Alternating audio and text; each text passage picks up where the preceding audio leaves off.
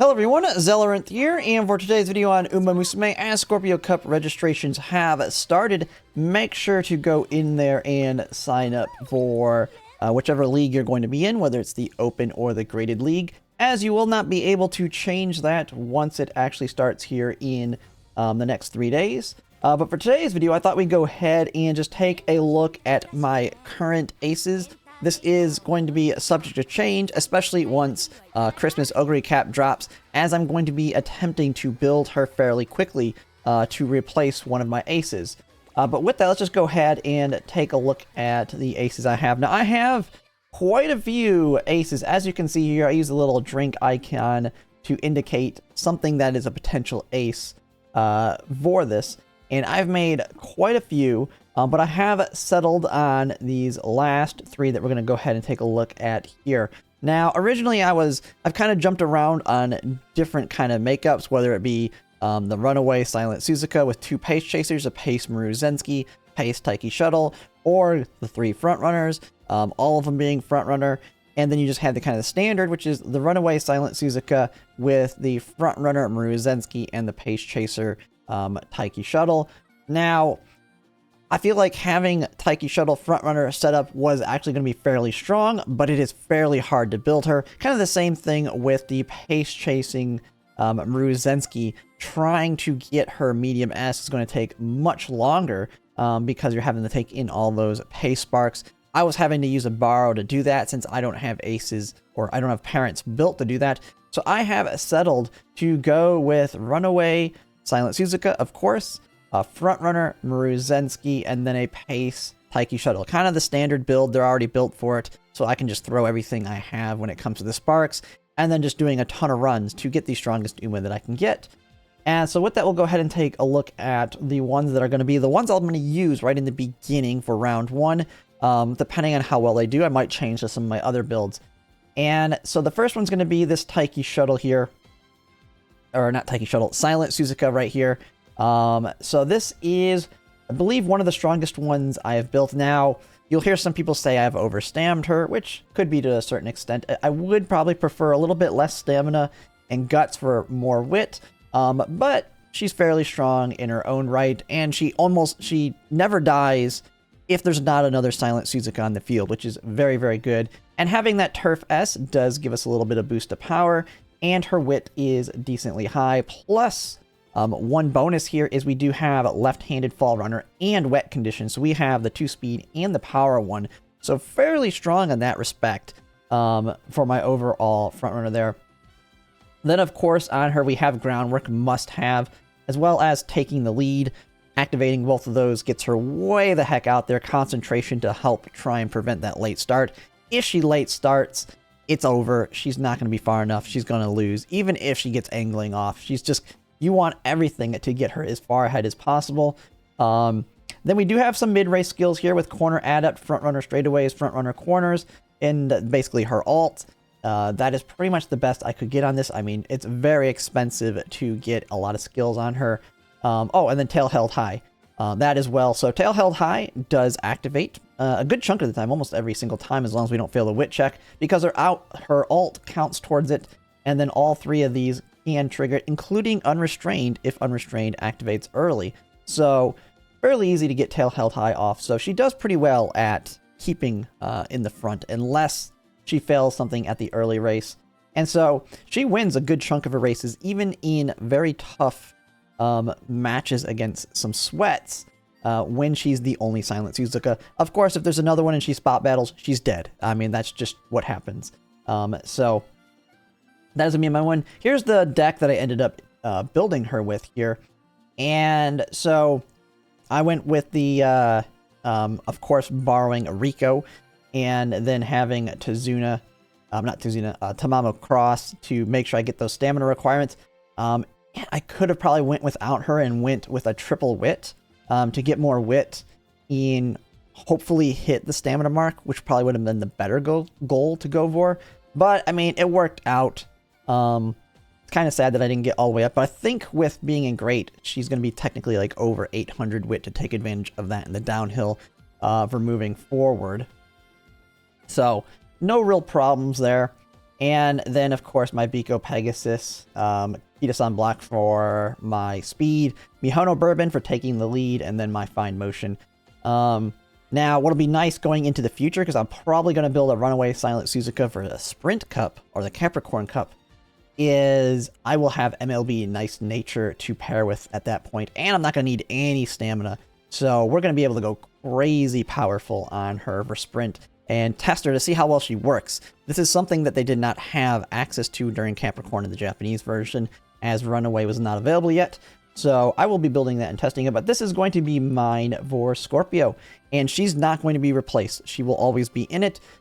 Even if you can't build a strong Silent Suzuka, she's good counter to anybody else that does have a strong Silent Suzuka. Because if you can come out the gate and spot battle the other one, they're going to die, and they're no longer a threat. And then that brings into play now my Maruzensky, my second frontrunner. This is one that I was able to build on stream a couple days ago, and it's a high-risk, high-reward Maruzensky. And high risk in the fact that she is quite low on the stamina side of things, but I did luck out with both of the greens. She survives, it appears, in these sweat rooms 90 to 95% of the time. We're gonna have to see how it works out going into like round 1, where I expect there to be a lot more debuffers. So she's a good counter to heavy frontrunner rooms, which I expect if there's a heavy frontrunner room with more pace chasers, that's where she's going to be the bread and butter of winning. So those ones, in my opinion, are not going to have as many debuffers. And if there's not debuffers, she easily survives. And she's fairly strong. We've got the max wit, decent enough power and speed. And then she can survive with that stamina and guts. Biggest thing she's trying to do, I kept fighting with the idea of Nimble Navigator versus going all the way with no stopping me. But kind of looking at what I had for options on skills, we decided with only Nimble Navigator, since she already has her ult plus Shooting for Victory, which in heavy frontrunner rooms, she activates Shooting for Victory fairly often, because where she is going to basically be my winner is when there's another Silent Suzuka. So my Silent Suzuka is being countered by another one. They're going to both die, which means if she's in front of the other frontrunners, she's going to be in third. If there's 3 Silent Suzukas, she should be in 4th. And so Shooting for Victory is very, very strong, and because of that high wit, she has very strong positioning ability to get into that 3rd and 4th place. If it's my Silent Suzuka all by herself out in the front, yes, she's fairly weak in that scenario, but she's not built to deal with that scenario. That scenario, Silent Suzuka is supposed to win. She just wins when my Silent Suzuka has been countered and it's heavy front runner. And other than that, she's going to be fairly weak. Now, if it's not heavy front runner, maybe it's heavy pace or heavy late, that is where my third Uma comes into play, and that is going to be my Taiki Shuttle down here. I actually built her quite early on. I've kind of done some different variations, but this is probably the strongest one I have of her. I could definitely build something stronger than this one, but she's going to be the one that I will be replacing with Christmas Ogre Cap last second when she drops. I have not really wanted to work on her any more than this. Easy enough stamina, so I didn't need a recovery. We did get the Turf S, Medium S on her, which brings her power up. Wit is the one area that I'm not happy with on her. As you already know, she has a bonus to wit, so I could easily get this over 1,000 if I were to put a lot more work into her. But this one does have groundwork with Pace Chaser, Savvy, Fall, Runner, and Standard Distance. And so helps her to get to the front of the Pace Chaser pack, which is going to be quite important because where she's going to do well is those rooms that are not as front heavy. So maybe my Silent Suzuka is not doing as well in the run, or she's just by herself, but there's really not much else other than my Maruzensky up there in the front. She's there to try and be in 3rd and 4th place as the front Pace Chaser, and then take the win from the pace position. So she's the counter to those heavier late Surger and End Closer rooms. And with her higher stamina, that's actually kind of good in the fact that those heavier late and End Closer rooms are going to be the ones more likely to have more debuffers. And that is where she's going to come to try and win. And she also can win off of, like, Silent Suzuka being countered, and then she gets, like, no stopping me off to blast off there. but she does fairly well in the where it's heavier on the backside. But overall, that is my biggest weakness, just in general, the late surger end closer, if it's heavy in the late surger end closer rooms. But that is what her point is to come in there and win it. I have sympathy on her. I had just enough skill points to get it and couldn't take anything else. So I said, screw it. She's going to be very sympathetic. Fall runner, nice there. I mean, like with standard distance and her stamina, she's completely fine. A little over too much stamina. Oh, and I forgot to show my cards. On the Maruzensky here, about to show the deck. Maruzensky, I tried something out. Now, as you may have noticed with her build, she had playtimes over on it alongside the groundwork combo. And what I got that from on her was using Current-chan as the wit card. And so I always had debates on people between using Current-chan, Nice Nature, and Current-chan actually is a stronger stat stick on wit, which is what I was really going for, is max wit. And she has that little bit of value in that she does have playtimes over on her. She doesn't have as high of race bonus. She has 10% versus 15% of Nice Nature, but she has playtimes over. And really nice skill for your front runners, so I decided we're going to go with her. And as you can see here, I did not bring a Rico, which is kind of the problem with Stamina and Guts on this side, because I only have Rare Rico, and went with Super Creek instead. Maybe I could have used Rare Rico and be in a little bit better position. Who knows? I just hate using that card, and that's how it worked out. But that's kind of the bonus, and the reason I use Current-chan here alongside Fine Motion and Mihono Bourbon. And then other nice thing, it's kind of a bonus with her playtimes over on her chain, is it immediately ends the chain. One of the problems that you have when you start doing full SSR decks like this is actually finishing their 3-event chain. It's almost kind of like, it's something that if you're using all the SR cards, you don't have really a problem with. Now you can get the stats, but finishing all their chains is the problem.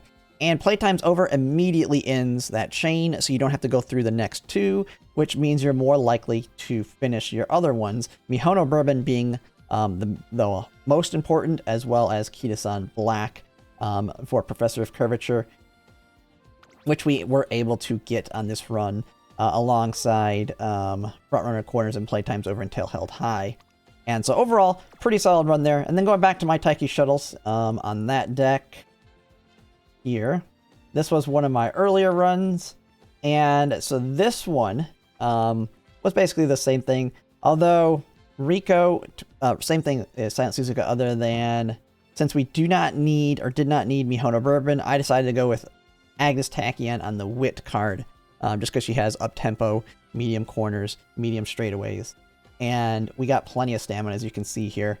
And then Tamamo Cross is always great for Tail Held High, easy access to that. When I'm not going to be taking a heal, I find that she's better than Super Creek in the sense that she at least has Tail Held High and medium corners too if you hit it a very high hint.